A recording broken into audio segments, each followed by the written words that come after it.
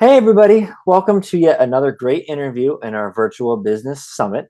Now, today we are going to be talking to Sayre Darling, and she is a business strategist.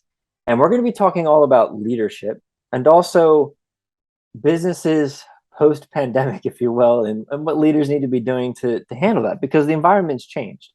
Sayre, if you could tell us a little bit about you, who you are, and a little intro on what we're going to be touching about today. Sure. Thanks, Bill. It's great to be here.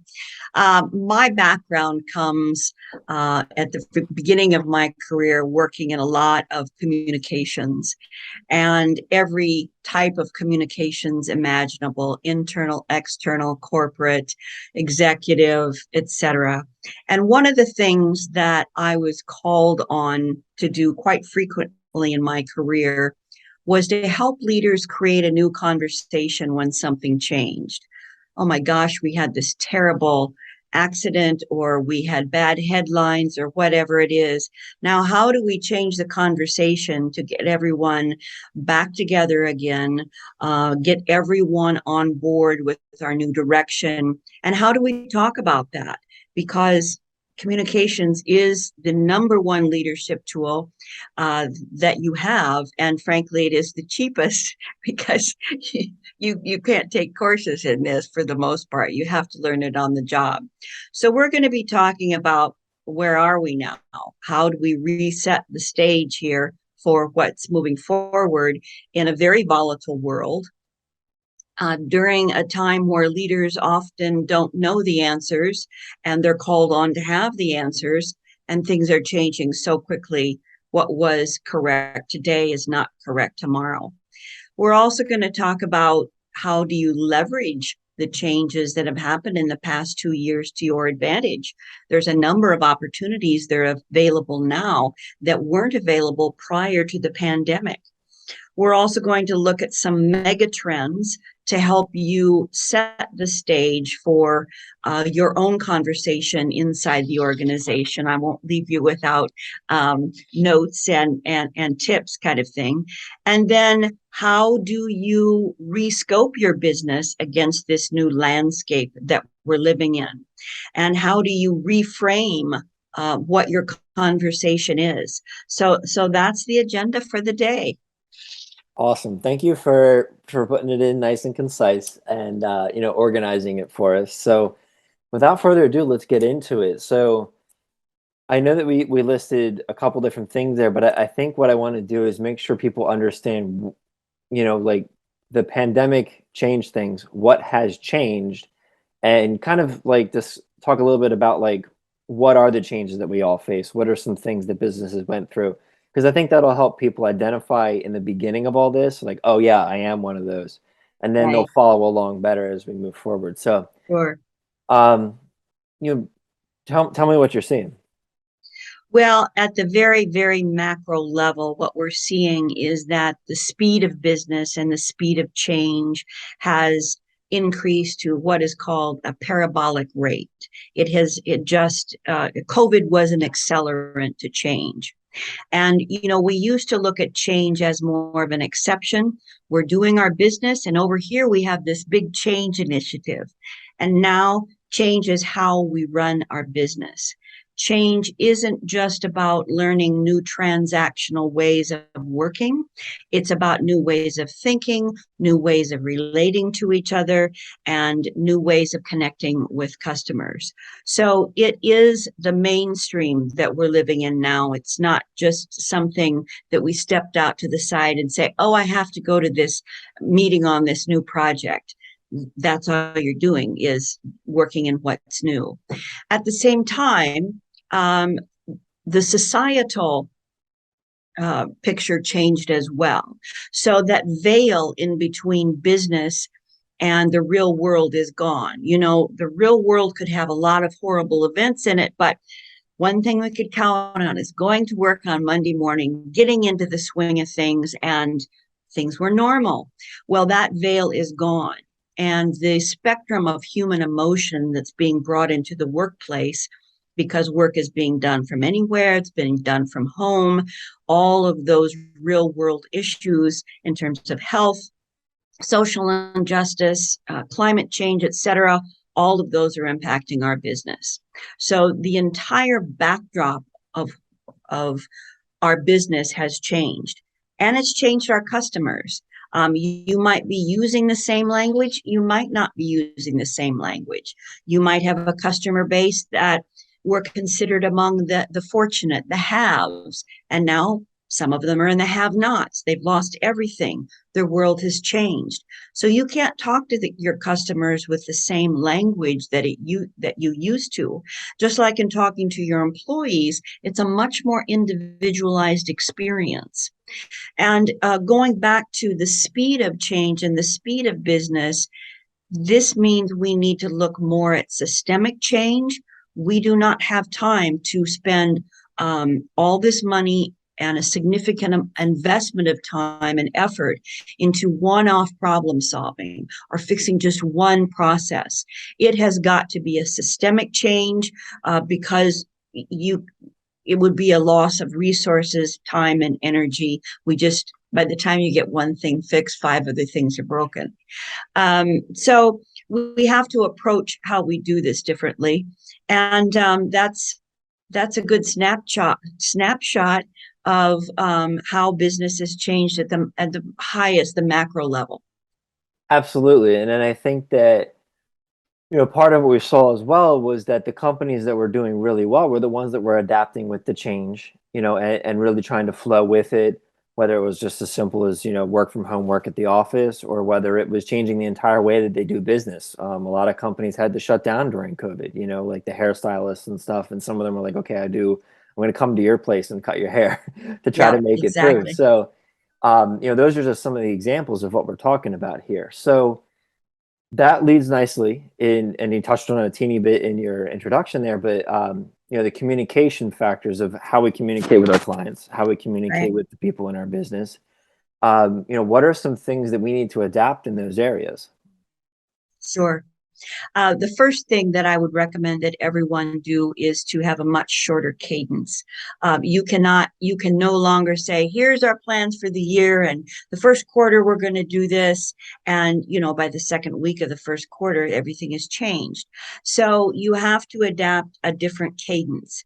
Make sure that you are finding common ground among every functional discipline that you have and at every layer of your organization. Because prior to COVID, we were fine. It didn't work as well as we thought, but we were doing fine with the messages we gave to the executive leaders, the language we used. And then we use that same language throughout the entire organization. And by the time you get down to the frontline employees, it's pretty meaningless. And so you have to be able to find the common ground and make the translation of the communications for what works at the executive team, speaking to their performance metrics and how they're compensated, because that's how you get change and that's how you get people to meet their goals, translating it to the next level down and the next level down. And you cannot rush that because, in case people aren't aware, only until you have repeated a message 21 times do people begin to catch on and initiate the behavior change. Well, have you ever heard an executive or a business owner say something 21 times? No, we get bored, we move on. Who wants to listen to me? But the other thing to remember is the way we spoke in jargon. We think everyone's understanding, and that has never been the case. And now more than ever, you have to use hypothetical examples. So if this happens, then we need you to do this. The key words are this. Our language is that. It's very prescriptive, and it is being constantly revisited. The other thing I'd like to suggest is people understand the difference between communication and conversation. Communication inside organizations can oftentimes break down into two monologues. I'm asking you a question, you're answering a question. You're asking a question, I'm answering a question.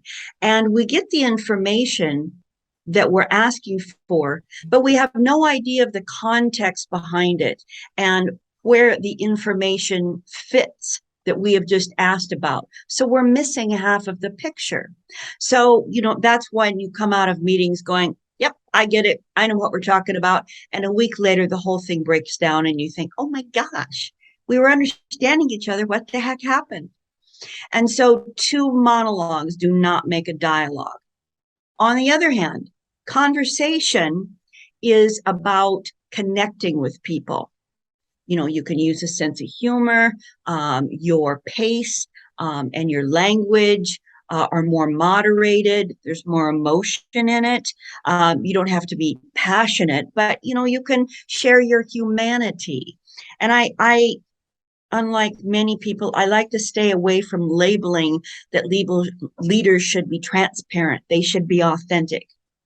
No, they should be very good at who they are and figure out a way to bring that into the conversation effectively, which is some of what I help leaders do.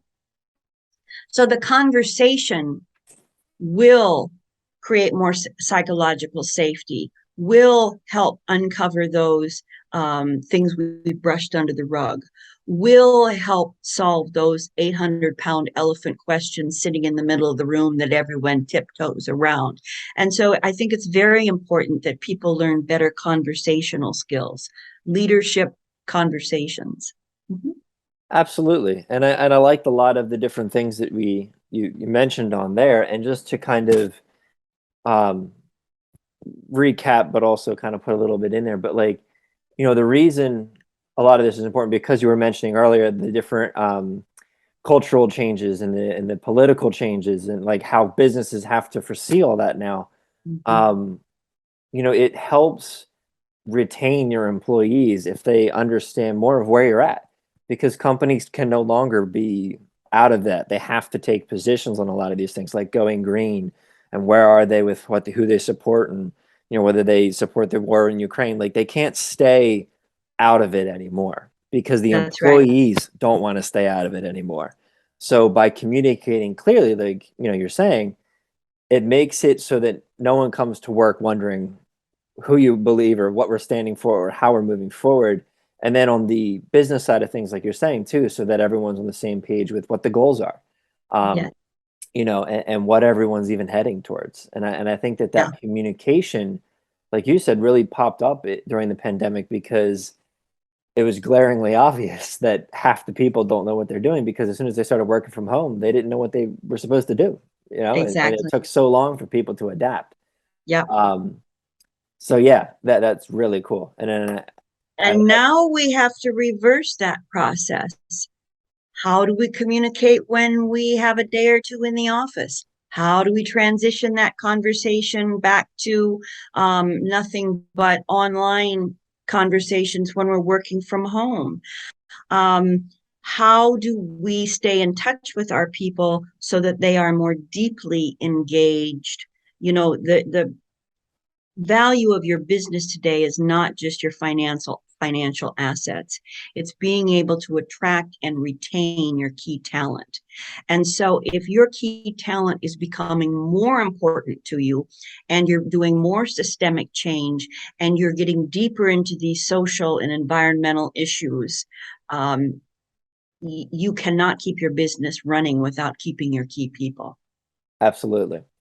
And I think that works beautifully into the next thing that we had, which was leverage the people or the systems or the processes you're putting in place to bring this all together. So, Mm-hmm. Mm-hmm. like, So there's been a lot that's changed in the last 2.5 years, and it has opened the doors to some new thinking as well as created some shifts in where your customers are, how you can adapt your products to sell in a different environment, use them for different things, etc.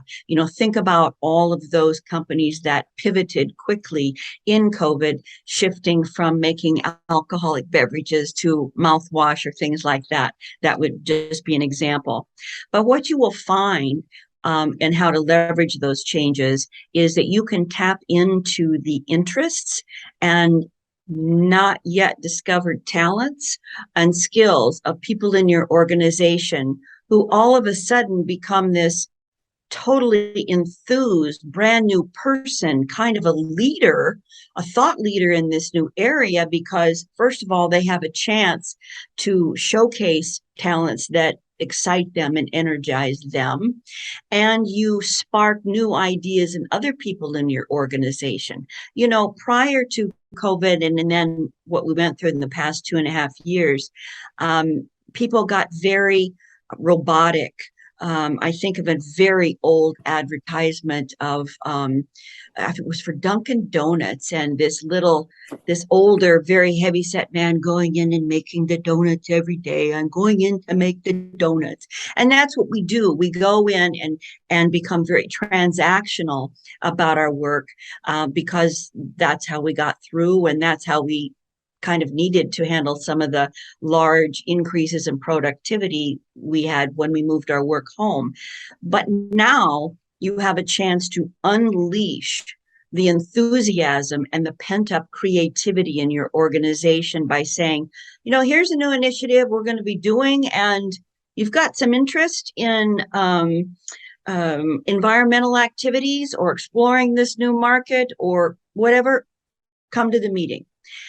And so you do not have to stay focused just on your functional responsibilities. You can have a strategy team of very creative people, and then you can assign the project to more of a tactical team to execute if that's what you need to do. Now is the, you know, when everything changes, it's time you can change anything. So you can throw the rule books out on how you've run your organization in the past, and you'll probably find it's very enjoyable. Absolutely. And I think that which we've touched on a couple times already, but like one of the key differences that I've seen is the value placed on the employees and developing that area. Because for, like you said, robotic in the West, the way a lot of people felt. And when COVID happened, there were some of them that left just because they didn't feel safe, right?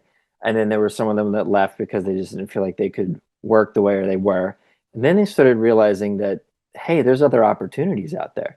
And now, like, companies have to really think of like, how am I going to leverage these changes, like we're talking about, Right. to keep these people around. And the groups that you mentioned are one. And then also, getting into, supporting different causes and building these things beyond that financial value, like you were saying, to keep the talent around, because they're now realizing that they have more freedom than they thought, which is what I think that robotic world had created for Yes. them. Now that they're working from home, they realize, wait, I can have lunch with my kids. This is awesome. Right. I Right. don't want to be in an office anymore. So if my Yeah. business doesn't let me stay home, Yeah. I'm going to figure something else out. So, and I think you had a lot of people moving from different areas too, which changed the where they were. If they were living in the city for years and now they're living in suburbia, things changed for them there as well. And I think that, the businesses that were able to leverage the adapting that they had to do were able to keep those people around. And I think Yes. that's what we're talking about here. So let's talk about that great resignation for just a second. Yes. I think a lot of people um, found the great resignation to be very freeing. But I also think a lot of people made moves that were reactions to what they were going through rather than responding to the next thing I want to do in my career is this kind of thing. Mhm. So I hope organizations can reframe that great resignation into something that's much more positive and, frankly, leverage that change to attracting the type of employee they want for the future. So you have started your business, you got through COVID, continuing to do the same that you've always done sucks all the energy out of the room. To come in and say, okay, things have changed. What can we change? How can we begin to work differently just because you've been an accountant all your life and have this hobby behind the scenes that gives you the expertise to provide us with some strategy or some creativity? Why not tap into it? Absolutely. And I think that one of the things we need to do as business owners is detach ourselves from the business and remember that it's its own entity. it can change, it can adapt, it can do anything. We don't have to stay a certain way. And the people who are able to change it, like the example you gave of people who usually make beer now making mouthwash, like having the ability to be like, oh, well, the people are still coming in. Let's just change what we're creating. You know, that's someone who's not so attached to like, oh, I built this long beer heritage. And like, well, you're still probably making it, but like, there's no reason you can't supplement it. So being able to detach ourselves from the business in that sense and emotionally, I think helps a lot of helps business owners become that adaptable person because now it's no longer personal. If you need to decide what stance you have on an issue, look at who you're selling to. That's the stance you should have. It doesn't matter what you believe. And then you follow the stance of the people who are buying your product. You couldn't have made a more critical point and a great pivot in this conversation, I think. One of the things I share with people I work with all the time is what you want to say isn't as important as what you need to say in order to be heard. And especially when you are the founder of the organization, you literally do not know how to let go. And there are ways to address that, but that is a great example. If you look at this in terms of setting a good example for your people, rather than the grief you have of, oh my gosh, what am I going to do? If I can't be the founder, then the business is going to go down the drain and I can't make sure all this is done, et cetera, et cetera.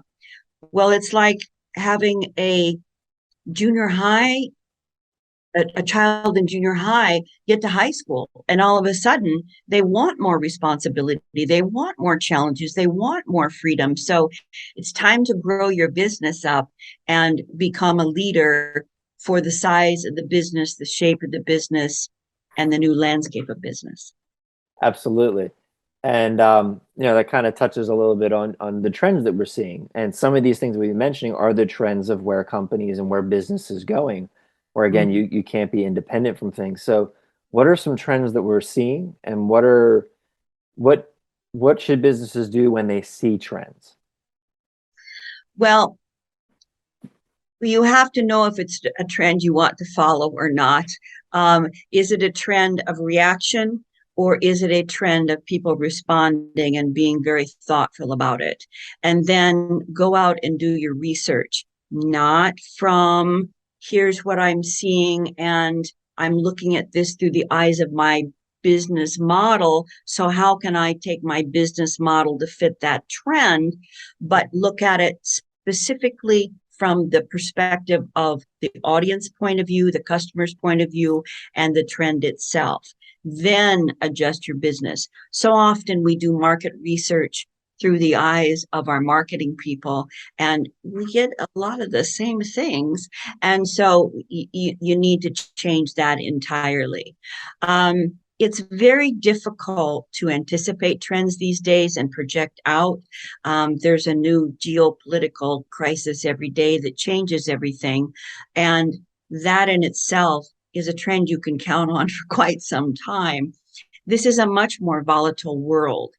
And so, how can you run your company to help it remain strong and be flexible at the same time?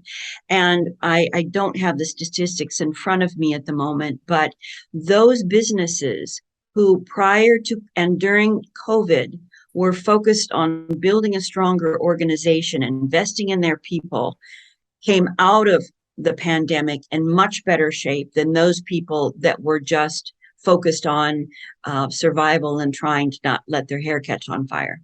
Absolutely. And I think that with the trends, when you first said that, identifying whether it's one that's going to be around for a while or one that's not sticking around, some examples to kind of put that in perspective would be like the companies that switch to producing toilet paper or mouthwash or things. That's a trend that obviously isn't going to be around forever because eventually COVID would become either non-existent or people just won't care. And then another example would be like the trend of saving the earth and going green and all these other things. That's a long-term trend. It's obviously Yeah. going to be here because if we don't fix it, we're all going to die. So, identifying what trend is what will help you understand, like you said, how long and how much money and how long, like how invested you should be in it. Because the Yes. short-term ones can give you a nice influx of cash, and then the long-term ones are things, well, now I'm retaining talent because I'm showing that I care, and we're changing the way that we do things, and we're going green with our energy or carbon neutral or whatever it may be. So identifying it is extremely important so that, like you said, you don't go down the wrong rabbit hole, but you also Yes. take advantage of the stuff as it comes up. And totally. You have to be able to be flexible enough and willing to surrender your original business vision to say, that was then, this is now. Look at all these incredible things we have done because we could talk to each other, because we invested in each other, because we built conversations with our customers, and because we kept ourselves informed with many different trends, talked to many different people, and found a way to thread the needle. It's a different way of building your business than what we did prior to COVID. Absolutely. And then I think that when you're making those decisions, you know, sometimes there is no problem with not being the first one to do it. You can watch a couple of people go and then be like, okay, now that I see the metrics, now that I see the measurements, do I think this is going to last for a certain amount of time? That's what a lot of stock investors will do. They'll wait till someone starts it, then they'll know, okay, how long can I stay in this? And then I'll leave before it falls apart. Well, there's a lot of risk in being an early adapter, and a whole lot of early adapters are not the ones that get the big bump when that trend all of a sudden catches on. Yeah. So, as business owners, I think it comes down to, what's your risk level that you're Yes. willing to handle, just like you would if you were investing in the stocks.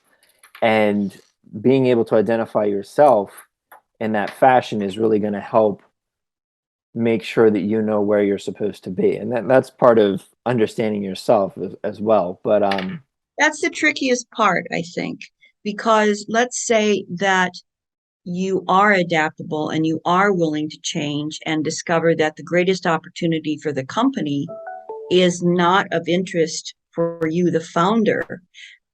What do you do? You have to be ready to make that decision or willing to make that decision to say, buy me out. I'm going to start something else, whatever it is. That takes an incredible amount of courage and self-awareness. absolutely.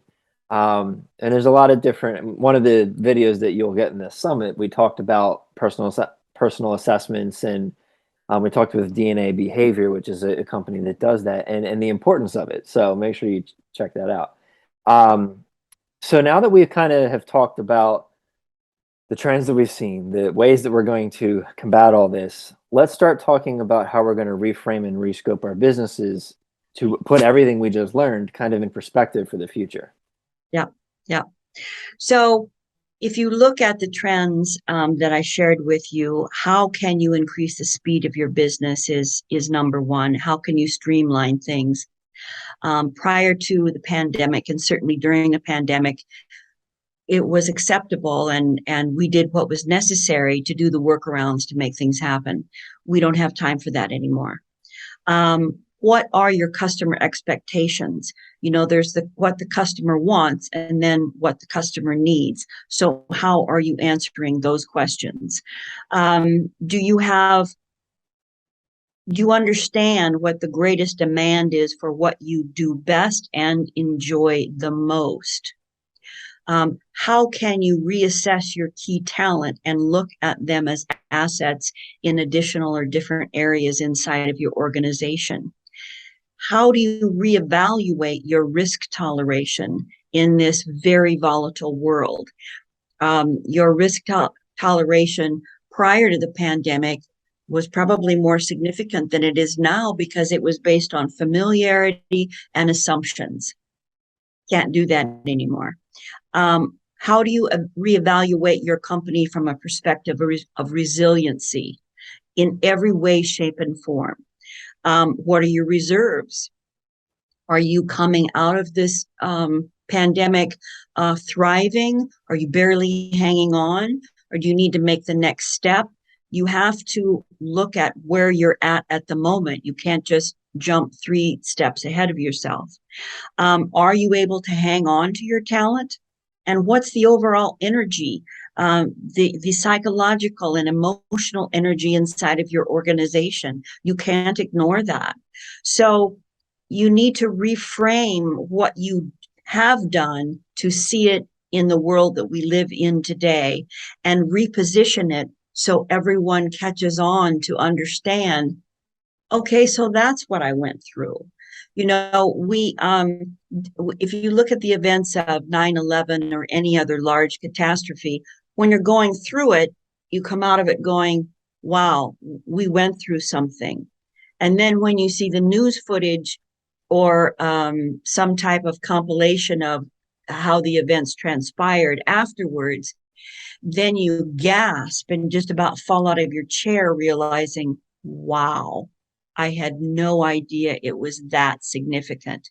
And that's the kind of change we're going through right now. And many of the changes that have started in the past 2.5 years, we haven't really seen yet. And we still look at some of these changes as disparate events. Oh, it happens over there. Oh, it happened over there. And they will increase in frequency and speed, and then the avalanche will begin. Yeah, and they ripple out. I think that the real estate market is always a good example of that. It always starts in California and then comes our way. Yep. Um, so that's the example of basically what we're talking about here with, these business trends that we're seeing and the changes that we're seeing and the way that the economic situation is changing. And being able to adapt to it. So really cool. Very, very good, perception on putting that all together and such. So I think what I want to do now is ask, is there anything else that you think we should touch on before we kind of get to some actionable steps or some next things for people to do to take all this information we just put together and start it? Yeah. Well, as the leader, um, you need to take all of this information and digest it. And you can't do that the way you've done it in the past. It is moving too fast, and you absolutely cannot underestimate the scale of the transformation we're headed into.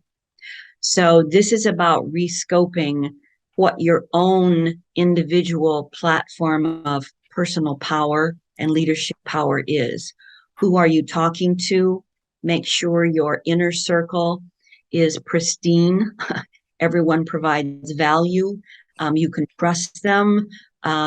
You are talking to the right people who are talking to other right people. This is not a time to bury your head in the sand and think you need to put it all on your shoulders. You need to share the burden. There are a lot of leaders who are incredibly self-confident, and I'm going to take that on all by myself. This would be the wrong time to do that. There's just so much unknown out there, and the competition is cutthroat. And there's always someone looking for an individual who is on the very highest branch in the very highest part of the tree, tiny little branch, and they reach too far and they fall out. So you have to keep your own wits and your own foundation underneath you. Absolutely, and that's very good, things to start with. There's assessments and figuring out where you're at and kind of understanding that there's different pieces and then kind of working through that with the team that you've now looked at and refreshed if necessary and all the things you just mentioned. So thank you so much, Sayre. It's been a great conversation. I think that I everyone's think going to get a so. lot out of it and, they have their next steps. So thank you so much, everybody, for watching. We will see you all in the networking event tonight at 5:30 p.m. Eastern time, and we will talk to you soon.